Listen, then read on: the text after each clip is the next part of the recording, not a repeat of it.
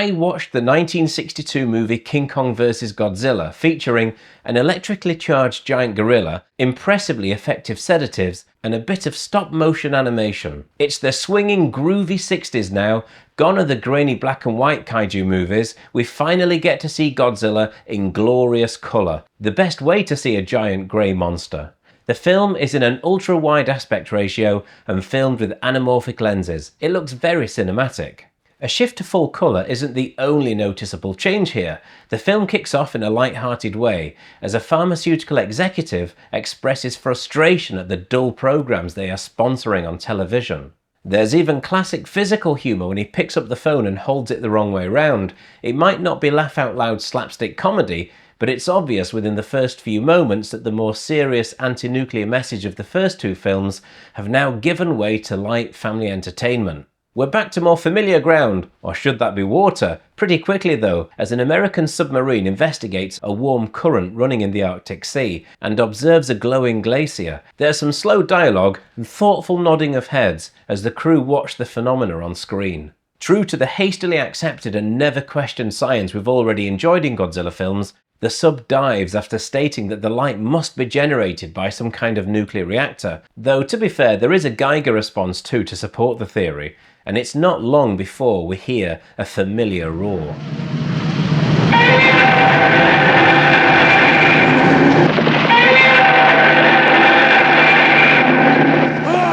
This is a bit of a nod to the previous film. In Godzilla Raids Again, he was buried in ice. It's always nice to see continuity. Two separate story threads lead us to two separate monsters. A convergence of plots gives us the chance to see them do battle. King Kong is found by an expedition funded by Pacific Pharmaceuticals in an attempt to find something exciting to film so that they can rival the news Godzilla is attracting, and also advertise the red fruit which grows on the remote Pharaoh island. The island is populated by natives, which are depicted as simplistic folks succumbing to the usual racial stereotyping. Primitive technology, chanting, blacking up to look a bit tribal. But this was the 1960s. Times are thankfully more enlightened. The camera does linger longer on one lady more than any other tribe member. Clearly her jiggling assets were deemed to be perfect for the big screen. Kong, though, is not the next kaiju that we see. A giant octopus wreaks riot in the native village first. It's actually a great scene and works really well. It's certainly reminiscent of the old giant squid movies such as 20,000 Leagues Under the Sea, which itself was a direct influence on 1954's Gojira, and it looks quite terrifying. Several octopi, were used during filming, and one even ended up being cooked for visual effects guru Eiji Tsuburaya. Tasty. The octopus rouses Kong and we get the first kaiju battle in colour. Well, sort of. It's pretty dark as it's a nighttime scene.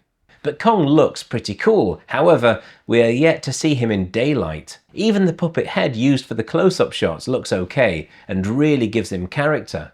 During peaceful slumber, he is transported to a huge raft and towed away for the purposes of creating marketing material. Due to the nature of the picture difference, this was Godzilla's first colour movie, and the different film medium provides better resolution, the suit detail is much more obvious. The softness of the first two films, along with the black and white masking some flaws, gives a genuine charm and a unique look to Godzilla. In the last film we saw Godzilla slim down a tad. In King Kong vs. Godzilla, the most obvious differences are the bulking out of Godzilla's lower half, which makes him look more balanced, larger, more emotive eyes, and the loss of those massive teeth which stuck out at strange angles. His ears have been removed, and the eyes are more side-facing than before. It's a great suit which seems to allow for good movement. The spikes are well pronounced, and walking doesn't look like a lumbering chore. The tail is more animated too, and we see it hovering above the ground rather than being dragged behind him. As for Kong, well, I'm not a fan of the King Kong suit. However, the close-ups of the head during the giant octopus face-hugging scene, which would have given Ridley Scott a run for his money, look pretty good. The face is a little lumpy and bumpy, but the lips and teeth look menacing, and the moving eyes give personality, but they are sometimes a bit blinky. The rest of the suit is poor though. The nipples are quite high up, the head is generally non-expressive with milky eyes. My main issue is with the arms though. Depending on the scene, there are different arms and it's really obvious. Regular length arms are used when Kong has to use his hands to pick things up, but in most shots, he has longer, more gorilla-like arms, which just swing about like useless extensions. They look really awkward and pretty cheap. These shots show how unwieldy they are at times. They distract from everything else because they look so uselessly cumbersome. Ishiro Honda is back as director, making this his second Godzilla film after the original Gojira, and although the film doesn't take itself too seriously, the actual monster action is not done in a silly way. Honda would later express regret that Godzilla and his monster peers became almost like live-action cartoons, and believed that they should be intimidating and able to cause a scare.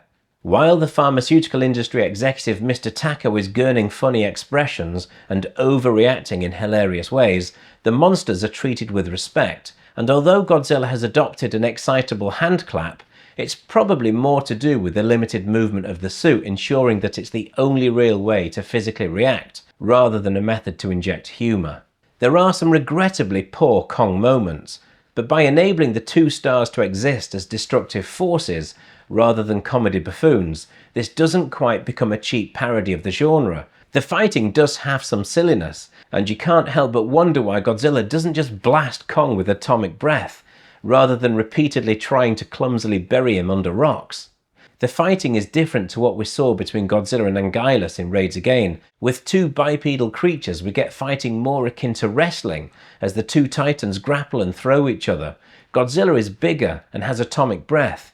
In order to level the playing field, Kong gains energy from electricity. And thankfully for him, there's a convenient thunderstorm during their showdown. It has to be noted that King Kong uprooting a tree and forcibly ramming it into Godzilla's mouth is one of my favourite moments in this film. It was inspired by a marketing image for the 1933 King Kong movie. As well as traditional suitmation, we see some puppet work and a brief moment of stop motion as Godzilla jumps and kicks Kong. That moment of stop motion looks a bit dodgy, mainly because it looks so different and the sudden change in style is jarring. I love stop motion, and these stills show that the models are very detailed. I'd love to have them on display, but the aesthetic shift is too obvious in the film. There is a scene late on in the film where we see what looks like two handheld models being held to depict them fighting in the distance, and it does look like someone just playing with two action figures. The fact is that King Kong was the star of this film. He was much better known internationally and bigger in Japan than Godzilla was. Pardon the pun. This was Kong's first colour movie too. Godzilla was still seen as a baddie at the time, with Kong possessing some human-like qualities, and is effectively a victim in the film who was simply reacting to being displaced. Given Kong's celebrity status, he'd been a famous figure for 30 years by this point. It's surprising to see such a shabby suit, which looks pathetic compared to the stop-motion effects of the 1933 movie. It was nice to see some nods to the original King Kong film though. At one stage, he holds a girl in his arm while climbing a building. It's not quite Pharaoh in the Empire State Building, but the parallels are obvious. Tsuburaya is able to continue his usual high standards of visual effects. Model work impresses, as usual, with some buildings looking intricately detailed. There are scenes involving a military base which look particularly good. Unless you're looking closely, you wouldn't know that this was filmed using miniature models. Some of the camera angles really help to make the model scenes look more realistic. The military base and various vehicles look absolutely amazing. The miniatures and the attention to detail is superb, as we've come to expect. This train is a great example. It's illuminated from the inside and even has people silhouetted in the windows. The only issue with miniatures are when people are involved. They're clearly inanimate figures. As a point of interest, there's actually a mistake here. See that figure in yellow holding an umbrella? Well, that's Mr. Tako, and I think you'll find he doesn't open that brolly for another 30 seconds. It's an out-of-sequence edit I'd never even noticed until now. Most of the monster action takes place away from the metropolis though, and so we see more rolling on sandy earth than crashing through buildings. The trees do look amazing though, and convince the audience of the scale. And look at this bay. It's a convincing resort with hotels.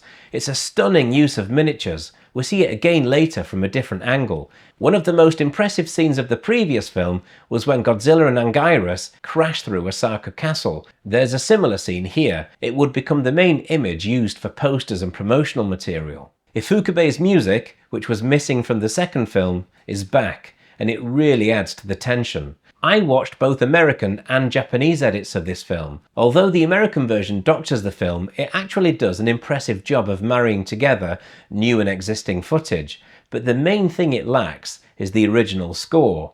After watching both variations of the same scenes, the Japanese original has a better feel to it, more suspense and atmosphere, thanks to the incredible soundtrack, especially Godzilla's theme. The film also features the return of Haruo Nakajima as Godzilla and Akihiko Hirata, though in a less substantive role than his appearance in the original Gojira.